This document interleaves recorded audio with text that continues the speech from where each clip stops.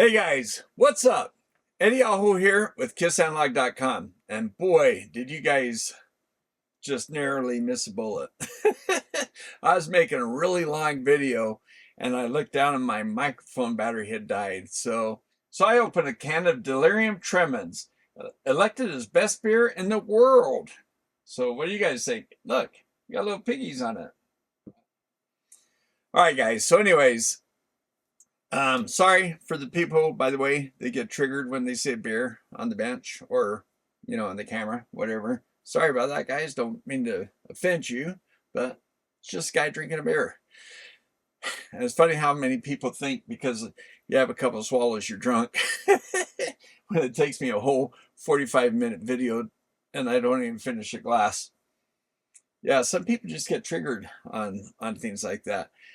Guys, I want to thank everybody for supporting the channel all year and for helping it grow. It's been growing kind of slow, but hopefully I'm going to do a better mix of videos this year. We'll see if that changes things. I think I need to do some shorter videos. What do you guys think? I think some people like the long format. I've asked before, but I think more people probably like the short ones, I'm guessing, because what I see is the channels that are growing fast are doing like 10-15 minute videos. I don't think I can do that. I could probably mix some of those in there. I've had some short videos like that, but if you're going to provide content, I don't know how you can provide content on a technical subject in that short amount of time. So it might be tough for me to get down to those times, and making part 2s and 3s and 4s, people just don't watch those. So it seems like breaking them up into smaller videos, even though I think I might still try to do that. So I don't know. What do you guys think? I want to know your comments down below, how you think things would work. What I think I should do is do a better mix. I want to get back to design videos. I'm doing a design video that you're going to see real quick on a capacitor size, how to select capacitor. I did a whole series of how to select the capacitor, how to select the diodes, the torque, the transformer, just all the bits and pieces you need to do a power supply. What do we call these guys? Low frequency switchers, 60 hertz or 50 hertz, right? The diodes are commutating, they're switching. Nothing linear about this. So linear power supplies are when you linearly regulate. Switching power supplies are when you switch regulate. So as a power supply guy, I gotta just change the terminology we use, because especially when we're talking audio amplifiers, that's where it comes into play. People talk about linear power supplies versus switchers. I'm like, you guys aren't using linears. You're using low frequency switchers. Almost no one regulates their switching or their low frequency switchers, right? So they might linearly regulate the front end of their amplifier, but anyway, I'm just going on a tangent again, but that's what I do, right? So anyways, I want to mix in some, even though design videos, I did that series, I think 7 or 8 videos, and then I kind of puttered out and I just stopped because the views were dropping off and stuff, and I was trying to keep them not too long, but long enough to get through a specific subject. So I was breaking up the subjects, the power supply design, into different subjects. And anyway, so I am gonna get back into some design videos. I'm gonna mix them in with reviews. I'm gonna do some reviews. Sorry guys, a lot of people like them because they get the most views. So and also I get some free gear, which is nice because I don't get a lot of money. I have a friend who was teasing me the other day. He said, well, why don't you just go get a part-time job at the gas station if you want some extra money? Because he wanted to hang out with me. I'm like, oh, I'm doing a YouTube video. He's like, dude, you're not making any money at that. Get a job at the gas station, you'll double your money you make, which is not wrong. But anyway, so iTech, Matrix, and Uni-T. I want to point those companies out. Junetech gave me that a couple years ago. But yeah, I want to point those companies out with, Uni-T's been giving me stuff lately. Yeah, I want to thank those companies for supporting the channel this year. I'm going to get rid of some of this older equipment. So you guys want to, need some equipment, let me know. Especially if you're a patron or YouTube member, I'll give you an extra good deal. And I think I'm going to get rid of this gain phase meter from HP. I really like it, but I think it's time. Maybe I'll do a video on it with an op amp, kind of show how to use it. And then this Crone Height automatic distortion analyzer. Guys, when I first started audio stuff way back when, I just loved that. Crone Height, it's just one of those companies, one of those exceptional companies. Everything they make is just exceptional. But I think it's time to start getting rid of some of this old stuff. So yeah, if anybody interested. So I think I'm going to mix in, I'm going to clean up my bench, right? Make it look different. So I'm going to change things. I got a bench over here you guys have never seen. I think I'm going to switch things up so you'll see that. Maybe make a soldering station. And I got some nice microscopes. I got to show you those things. And yeah, so we're going to clean things up, get rid of things, start selling, moving things out of here. And I love my Uni-T stuff, the Matrix, the iTech. This O1 scope's an awesome scope. The FFT is not as polished as it could be. 14-bit scope, it's been out for a while now. So O1, head of the game in that regards for that price range. My Pico scopes are probably my favorites, guys. The Omicron, Boldy 100, you're going to see more of that, along with, what else? The Omicron. So, along with the Quant Asylum. The Quant Asylum, the 403 I was given this year. I had the 401, which I bought. And so I guess he liked the videos. He gave me a 403 to update my videos. And so thanks so much, guys, for Quant Asylum and Boldy 100. I've had that for a few years. Thanks a lot, Omicron, for that. But yeah, I appreciate everybody giving me all the stuff I've got. And yeah, we're going to try to revamp things. I got a really nice inverter right here and another smaller inverter that's not so great. It's, I mean, it's a different thing. I want to open these things up, show you guys circuits inside. I have some amplifiers, some nice amplifiers that I think I want to open those up, show you guys the insides if you're interested. So give me a thumbs up, vote on what kind of videos you guys like, because this year I want to do a better mix of design videos, power supply, audio amplifier stuff, also testing audio amplifiers. I got a bunch of amplifiers I want to test, and I'm going to get rid of those things. Speaker crossovers, I've got a couple more I've got to test here, and I think I might get into showing how to design some of those maybe. I don't know. What do you guys think? Because anyway, filters in general, filtering, power supplies, switching power supplies. I've got an idea about Class D amps that I want to show you guys. I want to finish some projects I have. Guys, so I spent a lot of time trying to find a PCB house, and I talked to a lot of different people. I want to get a good deal where you guys can buy boards if you're interested, or populated boards. Let me know which one you'd rather have. A board where you can solder all the parts on, or a populated board. Okay? And if you're going to solder them on, is it important for me to make it through hole, which is not as, it's not going to look quite as cool and nice and updated as a surface mount one? Or should I do surface mount? So what do you guys think? Through hole, surface mount, populated, not populated. The board house I settled on, I was just about ready to let them know. And then turns out where I work at the defense contractor. So, a lot of you guys know I'm an engineer. I work at a defense contractor. I'm a power guy, analog electronics mostly. So they're going to use the board house that I was going to use. So now I'm worried that there's a conflict. I talked to them about it. They don't think there is. Still a little worried about that. So I was thinking about going with a different board house. There's a few good ones, but this one, I think it's the top of the pile. Might cost a little bit more too. So anyway, I'm going to finish my power supply design, my PFC converter. Okay. I'm going to probably do a higher power one right after that. But I'm going to do an LLC converter too, so we can have a full power supply that you can use for about anything. But if you want to use it for an audio amplifier, it's going to work great for audio amplifiers. And I want to do a Class D design too. And I think I want to do a class AB design, AAB design. And there's an amplifier I found, one that I built years ago, and it's gonna be a little embarrassing because guys, I built it a long time ago.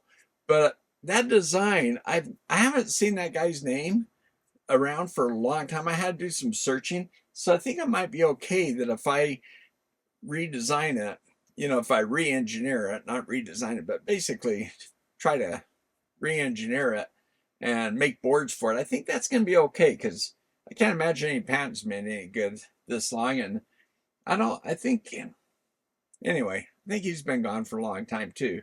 But I was really impressed with his designs way back when. And that was back when the guys who are, who have better names and all that kind of stuff was around then. And I preferred this guy's stuff. So anyway, I want to do some more projects, a lot more projects. I want to get at least I don't know how many. I want to get a few projects this year. So we got a lot of plans, a lot of things to do, and I got a lot of reviews I got to catch up on and get them out. So I want to do a good mix. So let me know about that, what you guys think. I want to start doing live videos. I got to figure out how to do that. Yeah, it's not real simple. I don't have a lot of time to look into this stuff. And I spend a lot of time answering comments. And let me know, I mean, should I spend more time doing videos? I've been teetering on that. Maybe what I should do is just answer comments from my YouTube members and patrons and concentrate more on doing videos. Sometimes I sit there with my wife and I'll answer comments watching TV with her. So that's gives me kind of hanging out with her, but I'm kind of like doing a few things on the side. So yeah, anyway, yeah, maybe I should spend more time doing videos. I'd like to know what you guys think on that. Shorter videos, I feel like I need to do shorter videos. I've seen a lot of channels that have grown fast and they do 10, 15-minute videos. I don't know if I can do 10, 15-minute videos with the kind of content I do. So I don't know if that'll work. And if I break it up in parts, I haven't seen that work really well in the past, but I think I'll try. And I've got another interview. I did one with Mike Engelhart. I've got another one as a capacitor expert. And I'm doing a video on a capacitor, and I thought, man, I should do an interview with him. And it'd be almost kind of cool if we could do it live, so we could have some answer or questions come up from some people, and I could pitch them to them or something. I don't know. Yeah, that might be too much for for me to work out all those details right now. But let me know what you guys think. Give me your comments, suggestions, recommendations, that kind of thing. The length of video. I've been, I was doing good there for a while. I thought I was cutting them down to 20. I was trying to target 20, 25-minute kind of thing. And then, man, at the end of the year, I was doing some hour-long videos. But I was doing some in-depth videos on oscilloscopes, because I wanted to give you guys enough in-depth views of what the scopes look like, so you could actually decide if you want to buy one. Because when I watch other people's reviews, I'm watching them, I'm like, oh, hey, go back, I want to do more on that one, I want to see what that looks like. And yeah, anyway, so I thought, watching other reviews, I just thought what I wanted to see. And if I'm really interested in buying a scope, spending $300, $400, $500, I want a video that I can see more of the features and functions. So let me know what you think of that. Now, some of these guys, like the loaner that I got from Rigo, this loaner thing, I mean, man, I was so impressed with this. It was just a design from scratch, bottom up. I mean, just such a nice design. The firmware, everything is really nice. The waterfall and the FFT was crazy on a product at this price level. So that kind of blew me out of the water. But anyway, yeah, there's other scopes at other price ranges that offer some more features and functions, like the Pico scopes, which I think are just amazing. I really am happy with my Pico scopes. So, oh yeah, thank you, Pico. God, I've got to mention those guys, huh? I'm hoping McSig sends me on another scope, one of their new ones that they've come out with. They've made it sound like they're going to send me one, so I hope they do, because I'm really excited about that. I, I just don't have the money to go buy it. So anyway, this one's been great. Love this guy. But yeah, their new one. Wow. Different price range, but man, it's an amazing scope. Anyway, Happy New Year's, guys. Thanks for watching. Thanks for supporting.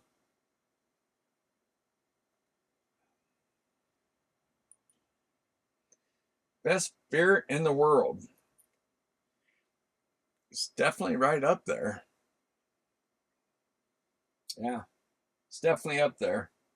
So, all right, guys. Hey, thanks so much for watching. And I want to give 2 big thumbs up to my patrons and my YouTube members. And an extra 2 thumbs up for Danny for being a team member on my YouTube channel. He's also hit that super thank you button a number of times. I mean, he's just been a huge supporter. So, supporter of the year, Danny, thanks so much. Really appreciate it. I mean, you know, yeah, I'm just glad he's watching my channel and likes it. So, let me know. Oh, another video I thought about mixing into the mix is I've got a question from a viewer that I'm going to do a video on about capacitors. I actually did the video. I just had to finish editing and posting it. This one's probably going to beat it out the gate. So I did this video based on a question that Lucas, AVP, asked me about audio amplifier. How much capacitance do you need? And how do you select it or whatever? So if you guys have videos you want to see done, a question you want answered, even if it's just a short video, especially, I don't know how short this one's going to be, but if you guys have a question, especially if you're a Patreon or YouTube member, ask me, okay? And I'll try to mix that into my other videos. So we'll try to do a better mix, all right? So this year, better mix, shorter videos, and get some projects done. So, all right, so let me know, all right? I'm going to try to close this video down. It's late. I already did the video for this one, and I cracked this can open, and I'm going to sit back and put some headphones on, listen to some music, and drink that beer. So, thanks for watching, and hitting the super thank you button, subscribing. About 75-80% of the people that watch the videos are not subscribed. So hitting that, little thumbs up button down below helps a lot, and subscribing helps a lot. It'd be awesome. Guys, real quick, this last year I've seen a few people that I've watched just fall off of YouTube. And it kind of surprises me, especially one guy who I wanted to be like. I mean, a lot of his videos were short, 15-minute videos. When I first started watching him, he would do a review on a scope or something, it'd be 20, 25, 30-minute video. And then he started making like 15 minutes because I think he realized, hey, the formula is do real short videos, 15 minutes, and do lots of them. And his channel went from, I think when I first started watching him, it was like, I want to say he's in the 40,000 range, and I was in the 1,000 range. He went from 40 to 100 in the time it took me to go to 1 to 20. I got like 20. He went 60,000 up. So he went 3 times faster than I did, I guess. And then from the time I went from 20 to 30, he was up to 130, 140. So he just like was going crazy. Not on YouTube anymore. So I don't know what happened there. He used to email me, and he'd respond to me. We'd email back and forth. And he reached out to me one time, and I was like surprised, like a channel his size. I think he is 60, 80,000 by then. And then we've been, kind of going back and forth here and there. And then now he's just gone off. And I know some of the last communications, he was just, kind of bummed with sponsorships and stuff like that changing so much. He wasn't making any money anymore, and he was doing it full time. And it seems like you have to be a couple 100,000 viewers now to make money on YouTube. But I think once you get to 100, you get to 200 pretty fast. I think another year he would have been there. But anyway, he had to go back to work. And so I think he just tried to keep going, but then finally my guess is that he put so much effort and time into it. When he gave it up, it was such a sore spot. He doesn't even want to respond to anybody now. He just like had to turn his back and walk away, which is a shame because it was an entertaining channel. And yeah, so, but I get it, because you watch people just a few years before I started, they could, in the time that it's taken me to grow to what, 30 something thousand, they were at 100,000. So these days people just don't subscribe. So yeah, it's a different day. It's yeah, you hear people all over YouTube like, hey, 70-80% of you guys watch don't subscribe. So there's this, what I've noticed is there's these percentages that just kind of play out from different channels. It seems like it's just a human experience kind of thing. Like 20% of humans will subscribe to things, 80% won't. And I think in the early days, there's probably more of a frenzy. Now it's kind of settled down. I don't think it's that there's too many channels. I think it's just that, people aren't as excited about subscribing anymore. And I don't think they realize that how much it helps or supports the channel. And I think that, people, I mean, from some of the comments I get, it's kind of funny. I get pretty good comments mostly, but every once in a while I get some comments that's kind of funny. It's like, guys, this is free content. You're not paying anything to watch my channel. My channel is open for the public. And so, but people get pretty demanding for a product that they're getting for free. So yeah, so things have changed. It's like expectations. People expect things now versus back before. I think just a few years before I started, I think people were more appreciative, and even the comments, when you go back and look at the older comments from some of these other channels, it's different than it is now. So anyway, I don't know. I'm just lucky that I get, mostly all good comments. Every once in a while there's kind of a weird one, but yeah, it's quite funny. Some of the stuff that happens. I'm making this video way too long. Thanks for watching. Hey guys, I appreciate you, and we'll see you next year. Yeah, we're a few days into the next year, so yeah, thanks for being here in 2025. We'll see you next time.